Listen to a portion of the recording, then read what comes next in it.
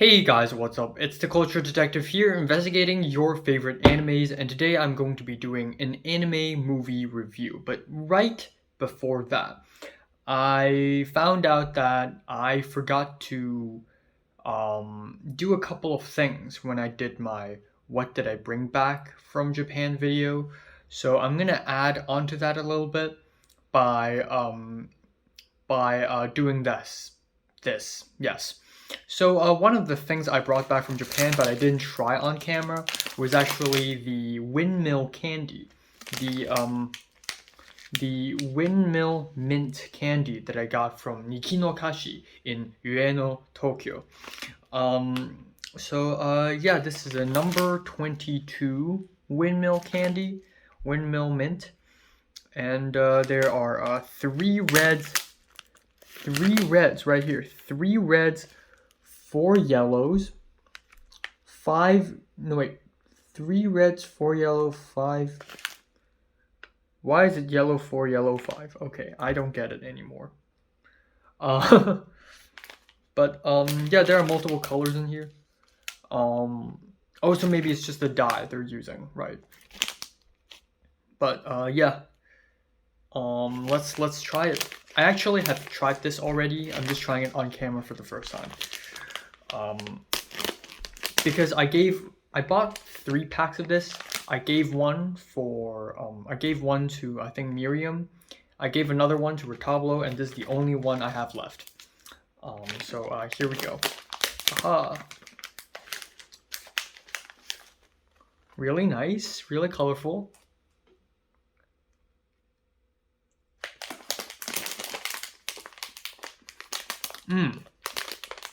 It's really good.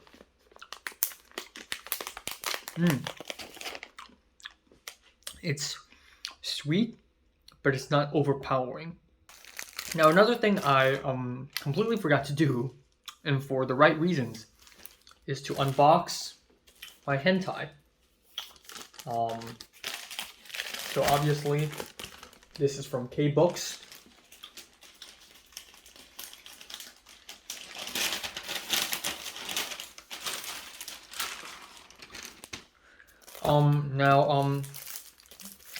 You have seen the cover here, right? I mean, it's they allow it on YouTube. By the way, I specifically chose this because there's no nudity on the cover. And it's Dancho, it's Noeru Dancho, so it's someone I know at least. But I never actually unpacked it. It's pure. Oh, do I need a pair of scissors to do this? There's no way to open this. What the heck? There's no way to open this. Hold on a moment. There we go. I cut it open.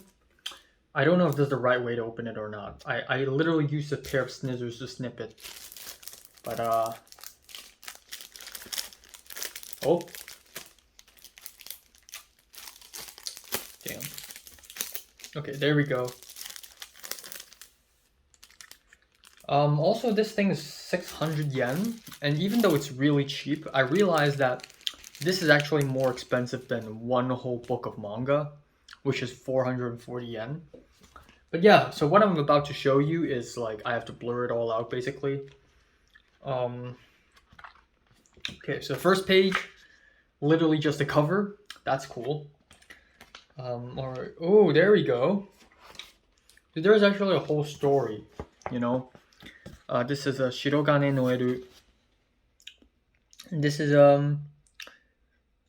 I can't read Japanese, I'm sorry, but I think it says, you know, he's a virtual YouTuber, works for Hololive, and is the third generation. And you know,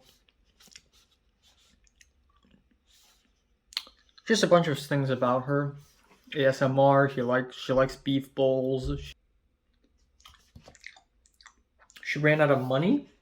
Like she doesn't have pocket money anymore, and she's actually there's actually a cameo from other Hololive members as well, like Pecora, Marin, Dusha, and they're all like having a meal or something.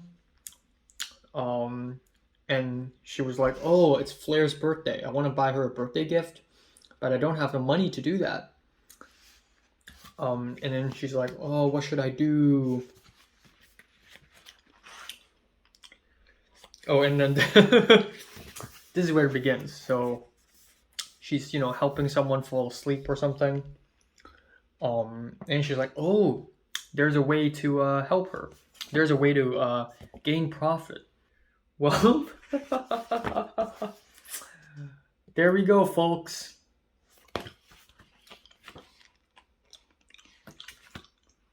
Oh my god. And at the very end, she actually shares a kiss with Flair, which is very wholesome. Oh my god. Oh my god.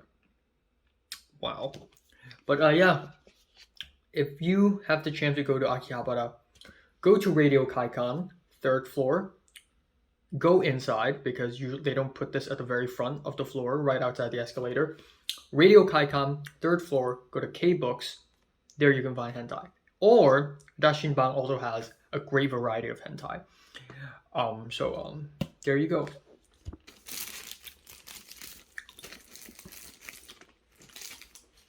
So anyways, today I'm going to be doing a movie review on Demon Slayer Road to the Swordsmith Village, or in Japanese, 鬼滅の刃上弦集結そして刀鍛冶の里へ. So Demon Slayer is a manga written and illustrated by the one and only Koyoharu Gotoge, and then it is adapted into an anime by Ufotable, led by director Sotozaki Haruo. So let's talk about what I think of Demon Slayer in general. So Demon Slayer really stormed the world of anime in the year 2019, or actually it's way before. I think it was 2018 when season 1 dropped, and the entire anime community was insane about it, because Demon Slayer is suddenly this huge anime that a lot of people, including non-anime fans, got into. And yeah, while season 1 is great, it has a lot of great moments in it, I do think that it started off not very strong, and the last few episodes of season 1 also didn't really land for me. So in my opinion, it's a little bit overrated. And then the Mugen Train movie came out in the year 2019, and I watched it in early 2020, I believe. And it was pretty amazing, actually, because or did it come out in 2020? I think Mugen Train came out in 2020.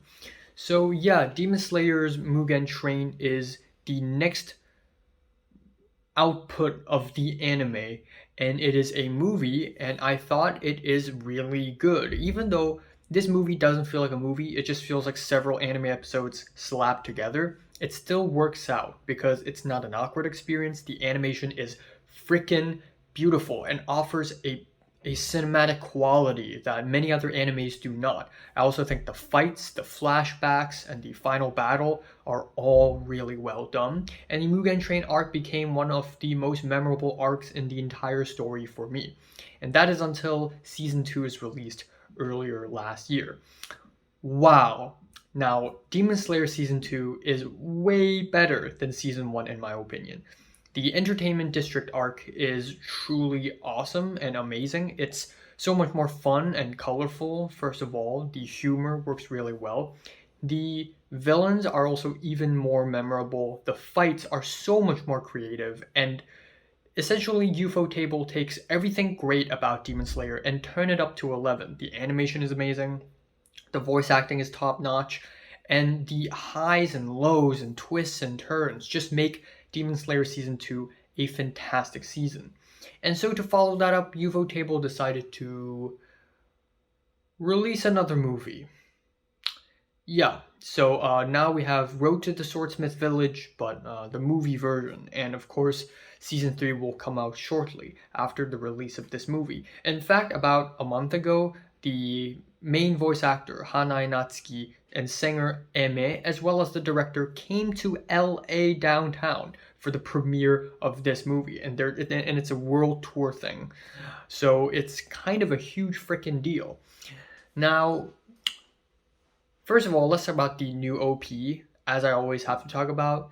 This OP is called Man with a Mission, and it's sung by Millet.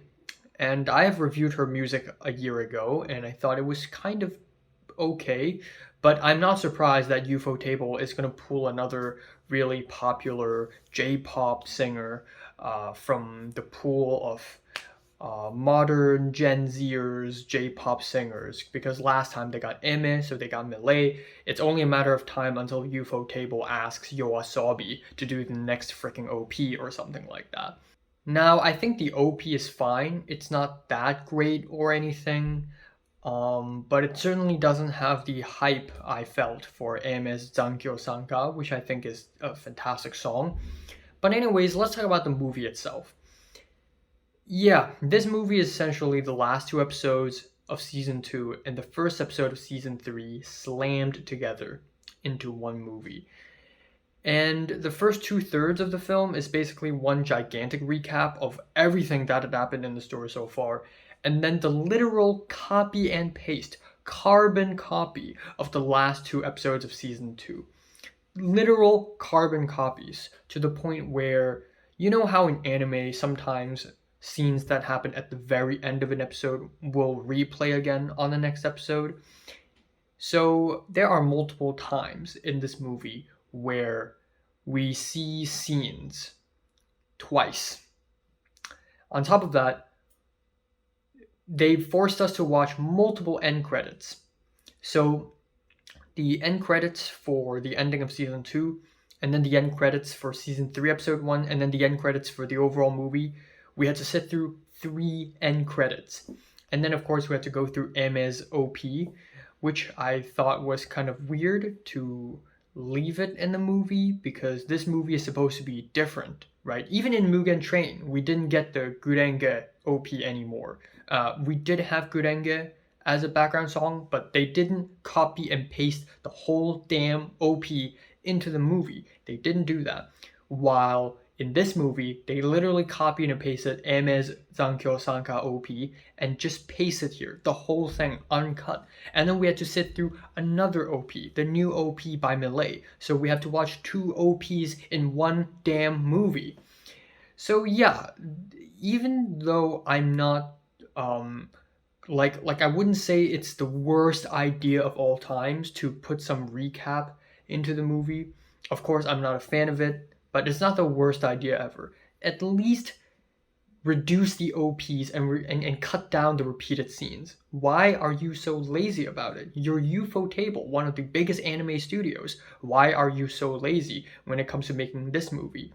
And UFO Table wasn't even that lazy when they made Mugen Train. They didn't copy and paste full scenes. 99% of Mugen Train is new original material, while in this movie, about 30% of it is original, really. So yeah, even though I think the last 2 episodes of season 2 are groundbreaking, they are really great. The animation is beautiful, the voice acting is so freaking good. I mean, everyone from Hanae Natsuki, Shimano Hiro, Matsuoka Yoshitsuku, and Kito Akari, everyone did an amazing job. And some of the voice acting is so damn intense, it almost pushed me to tears. And just the way they made the fight so damn insane and intense, it was crazy, given that this isn't even the final arc of the whole story. All of the characters pointing their katanas at the villain's neck on the verge of slicing it, and that lasted for like 5 minutes, and it's just nothing but screaming and intense music, is so over the top. It's actually insane, and I actually enjoyed that a lot. But now we have the first episode of season 3. Okay, fine, you know what? I'll forgive you for copy and pasting the literal last 2 episodes onto this movie. Now we have the first episode of season 3. And I'm going to be honest here, it's also not that great. I'm sorry. So yeah, the first episode of season 3 is where Tanjiro wakes up from coma after the fight in season 2. And before that, we have the Infinite Castle scenes where we have the villains meeting up. The upper rank demons meet up in this Infinite Castle with the big baddie, the big bad villain, Muzan showing up. And while I think the design of the Infinite Castle is really beautiful, yeah, this scene is not very great for me. And mainly, it's because of the editing. It's so awful. It's so insanely dramatic and trippy for some reason. The camera swooshing side by side, the crazy match cuts, cutting every few seconds. One normal conversation felt like 15 different shots mashed together. It's so jumpy, it's so choppy, and it feels like that super dramatic Indian soap opera meme, and it's really distracting for me. And while I think the demon designs are really interesting, the editing kind of ruined that scene for me. And then we have Tanjiro waking up from the coma, and it's been 2 months, and the people told them that Zenitsu is somewhere out there doing his own adventure now, and Inosuke isn't really interested in following Tanjiro. But essentially, Tanjiro lost his sword again. He chipped his sword, and he needs to get a new sword. But the swordsmith abandoned Tanjiro because he is so pissed that Tanjiro keeps breaking his swords. So Tanjiro thought, you know what, screw it. I'm just going to go to the swordsmith village myself and look for some swordsmiths to make me a new sword. Let's go! So thus the name of the arc, Road to the Swordsmith Village. And yeah, nothing happens. He goes to the swordsmith village, he meets some people, he sets up the story, and then at the very, very, very end of the episode, we get something interesting, something remotely interesting. And then boom, end credits. We're given nothing else. So yeah, that was kind of underwhelming. And I understand episode 1 usually doesn't really set up much. Usually episode 1 is act 1 of an arc. So we're setting up the setting, something interesting is happening now. Okay, what's going on? But by making it the end of a movie, it makes the whole experience so much less rewarding. At least include episode 2 in there as well, so that we have a little more. By ending it right before something interesting happens, is just really underwhelming. So yeah, I didn't really enjoy this movie all that much, unfortunately, because a lot of it is recap, something that I've seen before, and while I am shooketh when I was watching the last 2 episodes of season 2, I still think it is kind of a cash grab, kind of a waste of time. The screening of this film is definitely made for die-hard Demon Slayer fans, because all the non-fans will probably be pretty pissed at this. And while I'm a fan of Demon Slayer, I'm not really happy about this.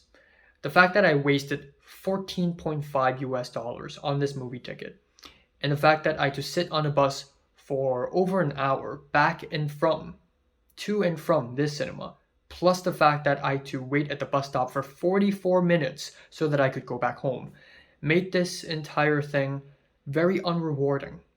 And you can almost tell by the title of the movie, Kimetsu no Yaiba,上弦集結, so the end of the upper rank demon from the last season, そして, and then刀鍛冶の里へ, let's go to the swordsmith village.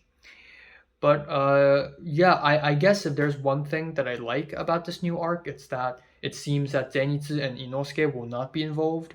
They are taking a break. That's very nice. I like to see the cast ensemble changing a little bit. We have Kanahana playing the love Hashira, I don't even know. But that's great. I'd love to hear more Kanahana.